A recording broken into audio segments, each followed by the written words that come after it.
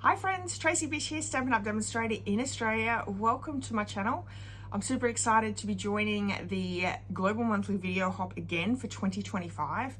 If you're new to this channel, you haven't seen these videos before, the Global Monthly Video Hop are a group of Stampin' Up demonstrators. We get together every year. We're from around the world and we have a different theme each month that we do a video hop with. So you're going to get lots of inspiration from a lot of different people and see a lot of products from Stampin' Up. So this year we're starting off with January's theme is the Mini Catalogue, and this catalogue is a really beautiful catalogue. Let me share it with you. It is this one here. Is this not the prettiest catalogue front that you've ever seen? So pretty. So in this catalogue we will be sharing some great products, some of our favorites, and you're going to see a lot of different products and projects for this month's video hop. I'm actually using a few different products in my project this month. We have the Storybook Moments DSP, which is part of the Storybook. It's a whole suite, and let me just tell you, it goes on for many pages. 1, 2, 3, 4, 5, 6, 7. It has 7 pages in the catalogue. It is this one here, Storybook Moments. So pretty. I'm using the DSP Storybook Moments DSP. I'm also using one of the bundles. There's 2 bundles in that suite, the Storybook Garden bundle. And I'm using the Bright Border stamp set and To The Point label punch for my little sentiment area. So let me share with you the project that we're going to be creating. It is a beautiful diagonal fold flip box that is actually really large, can fit lots of different little gifts inside. I've got a little pack of lollies which fits in perfectly, but what a really cute little idea, gift box idea. And it actually looks harder than it is. It's actually quite easy. So let's get over and get started. So friends, this is the beautiful catalogue. I wanted to just show you the products that I used inside. The Storybook Moments Suite, which I did say, it runs from 23 to page 29. I'm using the Storybook Moments DSP as well as that, Storybook Garden bundle. And you can find that the punch and the sentiment stamp set that I used was actually from the Bright Borders, page 58. So here they are, a little bit closer, some great products in this catalogue. You are going to love them. Now what's really great about this Storybook Moments DSP is it has some great images in it, but it also has some of those die cut images. So if you're a scrapbooker, you're going to love this. It also makes very quick and easy cards if you're a card maker. Okay, so look at these designs. Now if you purchase the second bundle that's in that suite, you can cut out some of those images as well as from the Storybook Garden one as well. They both have images that you can use the die cuts for. So we're going to start off with a piece of cherry cobbler cardstock. It's going to measure 10 by 8 inches. We're also going to need a piece of that Storybook Moments. Now this is beautiful DSP. It has strawberries all over with a boho blue background.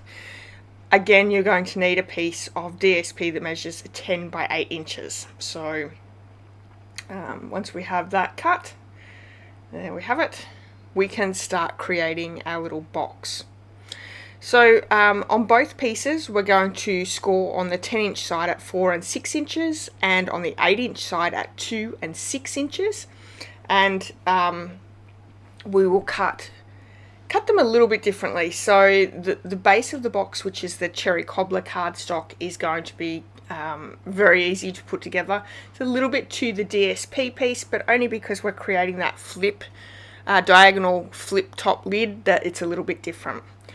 So once we've scored and burnished all of our score lines, you want to make sure that you'll burnish them very well.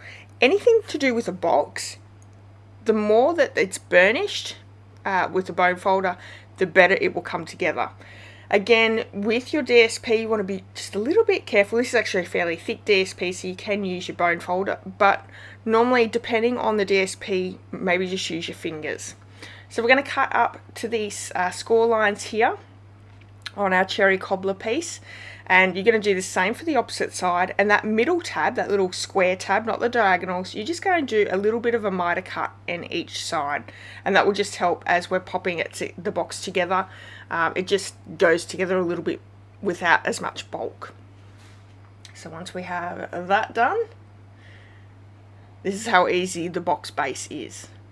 So we're going to add some adhesive. Now you can use whatever you like, whether it be liquid glue, Seal Plus, or tear and tape. I'm going to go with tear and tape. So I'm just folding those tabs in and adding the tear and tape to the what's the outside of the box. Hope that makes sense. And all we're going to do is we're going to just take off one of the tabs backings of our adhesive, fold the pieces over, and we're just going to line them up with the edges and make sure that they're nice and secure down. So this is a very, very easy base. You can do the same with the opposite side. And then our two tabs there on the left and right, we're going to add some more tear and tape to that, and then just secure it to the side of the box. Now this is a global monthly video hop, so there are lots of other people joining in. So in the description of this video you can check out who's taking part and go and have a look at what they're creating. And I know they would love it if you went over and watched their video, left them a comment, give them a thumbs up, and subscribe to their channel too if you haven't already. Now if you're new to my channel, I would love it if you subscribe to mine as well. And if you enjoy this video, please give me a thumbs up, and leave me a comment. Let me know what that you liked the video, and that you might even try this box maybe. Okay, so our DSP piece, the same as we did with the cardstock, we're going to cut up each of those little tabs in the center and do a miter cut on both sides, like so. Turn it over, do the exact same thing. So up to the score line, miter cut, up to the score line and miter cut. And then on one of our sides, we're actually going to take both of those long rectangles completely away. We're not going to need that because we're going to do that little tab that's in the middle. That's what's going to adhere to the inside of the box. So we're left with that. Now here's where we start adding our adhesive to pop the box together, but I just wanted to show you what you're going to do is you're going to do diagonal cut as well. So from that inside bit of tab, we're going to go from that corner to the very next corner of the score line. So you're just going to do a diagonal cut. Now you can use your paper trimmer or long handled scissors, also work really well, but if you're a little bit unsure with making sure that it's nice and straight, pop it in your paper trimmer. I just recommend that what you do as you're cutting it is don't start at the very edge, start at the middle of the paper, work your way to the edge, and then bring it back and work it down. That way you're not tearing the corners of your pages. Okay, I've just added more tear and tape to that little tab, adhered it down to that side so the edges meet up. Add a little bit more tear and tape to that second tab, and we're going to adhere that so it creates the top of the box. This was the first time I was making this box, so I didn't make a prototype beforehand, and adhering the lid into the box was a bit of a learning curve for me, so I've left it in the video to show you what I did. So I just placed it on top, the tab goes inside to adhere in so it flips out. Now adding the tear and tape to that little tab there, the first attempt I thought might work, but it honestly didn't work, and there is an easier way. So we'll take that out, we'll place the lid on top and the tab inside, and then I just sort of squished to the side thinking, yeah, that'll adhere down. It didn't, as you can see, but that's okay. We're just going to fold the box down, line that score line up with the edge of the box, and then I'm using my bone folder just to make sure that that's nice and secure down. You could also fold back that tab and adhere it down that way. So and that's as easy as the box is. A very cute box, a great size box but we're going to start decorating now as well. Now this is the set. There's actually 3 different frames, so you could use any of them. I went with the flower one because, you know, we've got the strawberry flowers in the DSP.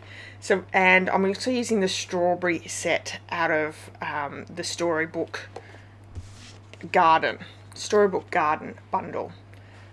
And I got that a little bit stuck on in my stamp set. So this box measures 4 inches across, 4 inches down, and it has a 2-inch width. So a good size box, 4 by 4 by 2. So you can fit lots of different gifts and treats inside. So I stamped the outside label in cherry cobbler, and I just showed you a little trick that I do when I'm using reds and pinks on my photopolymer stamp set because they stain so quickly. My little trick is to stamp it in Versamark first and then ink it in your red.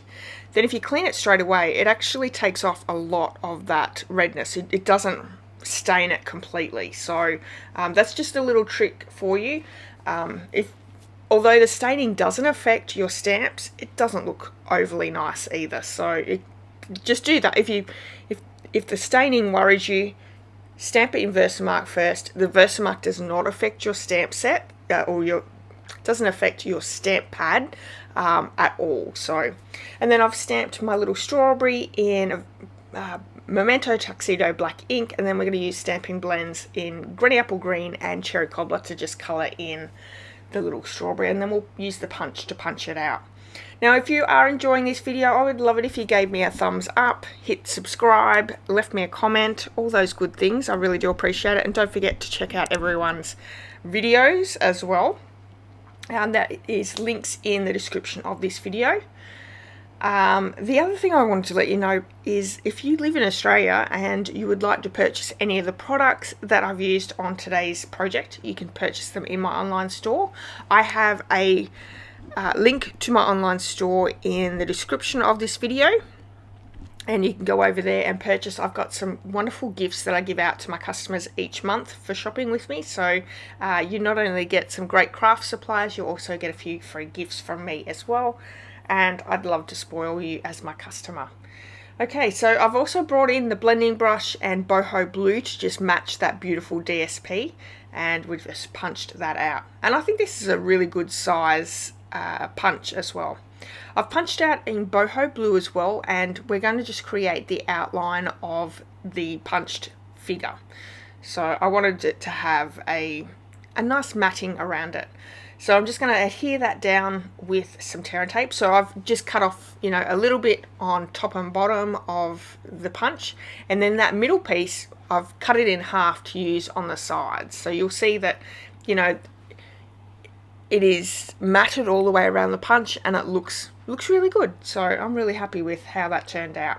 And I think, you know, having a different way of using your punch as well is always really good. So we're just going to do our side edges. You are going to have to cut that down just slightly, but, you know, super easy to do. It's not a big task. You're just following the direction of the cardstock. And as you can see, so good having the matting on it as well.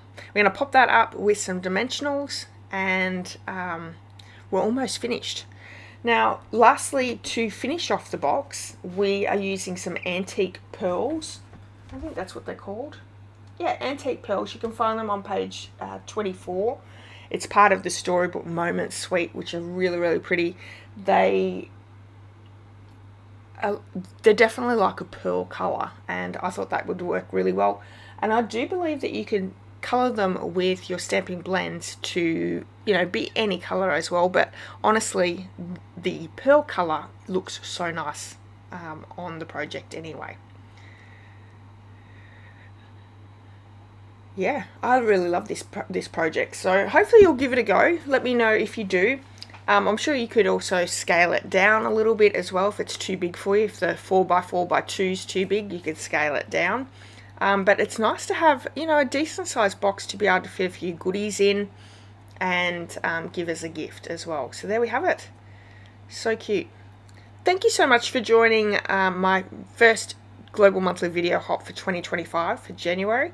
The theme was Mini Catalogue, so go and check out the Mini Catalogue. Stampin' Up have got some really great products in this catalogue, and celebration is on as well, so you can earn yourself some free goodies. Now, if you would like to join Stampin' Up and be a demonstrator and get those great discounts, and you live in Australia, let me know, because I'd love to help you join my team, the INKY Stampers, and start your creative journey. Alright everyone, thank you so much for joining me. I hope you enjoy the rest of your day, and I'll see you all really soon. Bye bye.